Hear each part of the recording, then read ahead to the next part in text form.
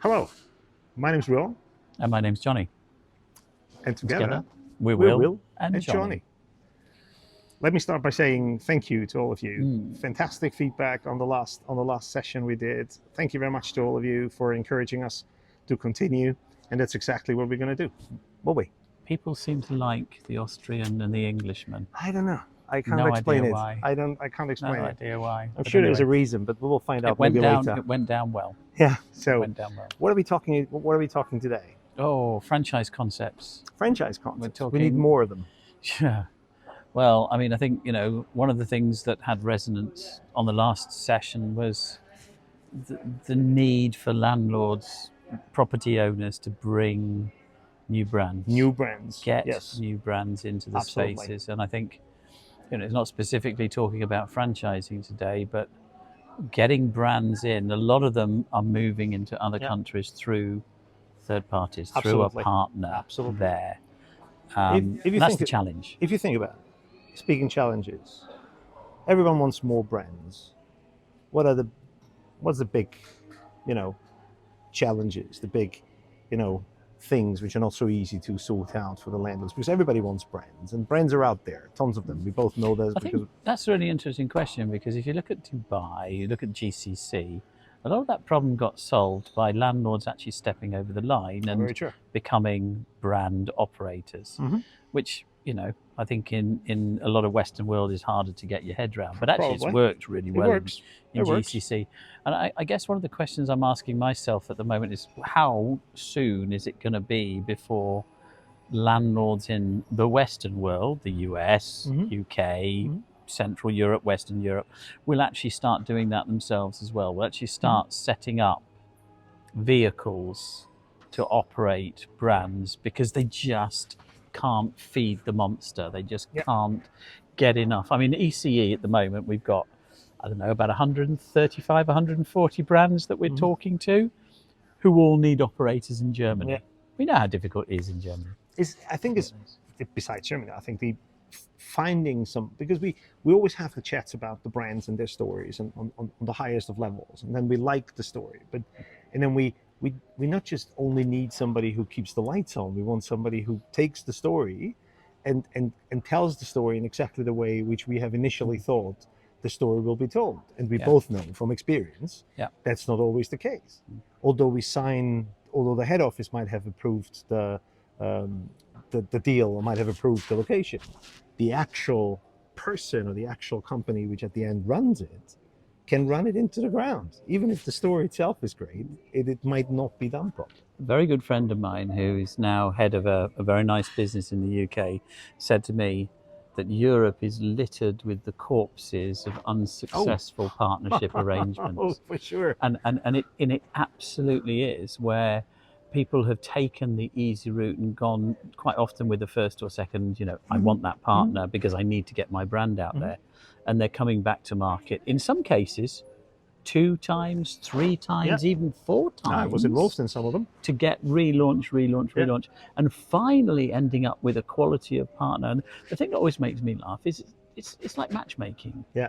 If you want the relationship to last and you want it to be successful, it's not going to happen overnight. Well, it may happen overnight, but it's not a Sometimes good it thing does. that Very- it does. Very rarely. But the reality is, you've got to work at that relationship, and the early part, the mining, the finding the right people, the doing all that stuff, which all those consultants and specialists do. Yeah. The reality from a landlord perspective is, you have to trust that the 2 people in the room, the brand and the operating partner, Yeah. actually do want to work together and actually do want to deliver. I think we can elaborate on that, especially when the brand enters an environment like a mall or something where lots of things come together.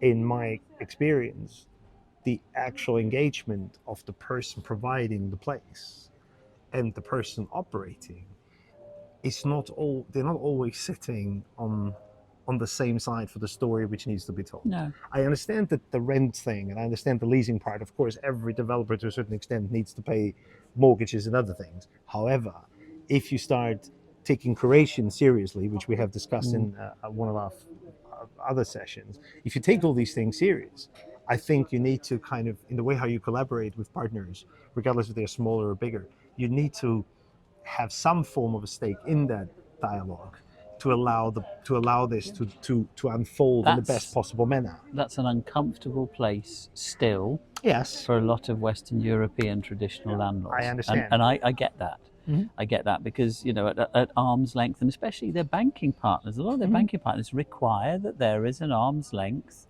between the lease and then the lessee and the lessor. As I say, GCC is a little bit more relaxed about that and seems to have had more success with it. But I think in time, there's a huge amount of investment that can go into setting up operating I agree. companies, which if you set up that as a fund Mhm. in its own way, there's a ready-made group of operators who would benefit from that fund, and everybody wins. The value Absolutely. of the fund goes up, the growth perspectives start to happen, and you end up creating this amazing recirculating economy, which drives forward volume and makes life a little bit better. Since we might have people which don't know the GCC so well, and I just want to just make a step back. Obviously, in the GCC, you have all these massive multi-operators, which are not going in there with a I rent X and I No. rent Y. They go in there and say, I'll take 35% of that mall, and another big operator takes another 25%. So at the end of the day, the majority of the mall is leased before individuals ever have an opportunity to step into it and say, I want to run this particular brand. So obviously GCC is different structure, but they are now running more into this issue that variety is an issue because everything is pretty much the same and it's just a copy paste of the last thing and lacks individuality and kind of how should I say, versatility from a customer point of view, even in the GCC. Whereas in Europe, you have all these brands which want to go into Europe and they would love to be operated individually, but they can't find the people. Yeah. But what they then very often do is the sale, which is the easiest in my view, is the selling it to somebody is an easy part, but creating a consistent development or consistent way of understanding what you want to operate, that's what's lacking. And I think landlords could play a role in the way how this dialogue went and how this can be managed because they have so much experience in running things. They see how things go down the drain. Yeah. They could also kind of share that experience to a certain extent with these operators, despite the fund idea or whatever, but they could actually play a little bit of a, how to say, a more influential role in the way how the outcome of a particular operation works. Obviously, they want to. They want to have a better outcome. They want to have a broader tenant mix. They want to have more competition for the space. I mean, that's what everybody wants out there. And it's interesting when we were at Internorga, you're talking to the, Deutsche Bahn and lots of other stakeholders who are owning property, who are desperate to bring more choice to their guests. It's not just about rent. It's about boredom. And boredom is the threshold is really quite low at the moment. Lots of people are, because they've come out of COVID, and again, you talk about COVID, but they come out of COVID and they want to find something interesting and something new, which is why they're out there. And I think it's a great time for brands to be looking, but it's also a great time for brands to be cementing that relationship. Oh yeah, I agree. And I think if landlords can help, and it's not about money per se, it's not about just putting money into a deal. It's about helping to facilitate. It's one of the things that we're at ECE, we're spending an awful lot of time trying to do is getting together a group of operators who we can rely on to actually look at other brands. So we're not franchising experts, but we do know a lot of people in a lot of operating markets. And if you push the boundary a little bit and go, okay, well, you're operating X brand at the moment. Have you ever thought about operating Y brand? Have you ever thought about that? And a lot of them, the first answer you get is no, actually I wasn't. I've always done this. Okay, well, it's not that is going to be unsuccessful in the future, but actually those two sit very well next to each other. Have you thought about that? Have you ever, I mean, I know we discussed this before, but do you think there is a possibility that mall operators in Europe, not the Middle East, not Asia, but the mall operators in Europe, will start thinking of engaging in operating? I think it's really the way the valuation model works still traditionally. Mhm. A tenant signing on a lease creates a rent, which creates a value. Of course. That's a That's the way it chef's works. incredibly simplistic view of life, and my apologies for that. A gentleman called Roger Fulford, who taught me all about leases a long, long time ago at a company called St. Quintin, and I still, to this day, take my hat off to him because he helped me so much. But and that was a strange thing for a chef to learn. But actually, when you learnt that, you then understood how the property market worked. That's not going to change anytime soon. So what we've got to do is find a way, as I say, arm's length is probably the best way to describe it, where they can do that. Maybe it's setting up an opco that's far enough removed.